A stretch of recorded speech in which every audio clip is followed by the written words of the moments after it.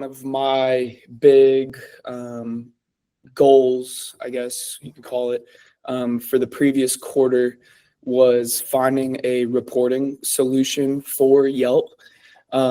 It's always been a little tough because Yelp's a little hard to work with. They don't really have, integrations that will work with reporting platforms.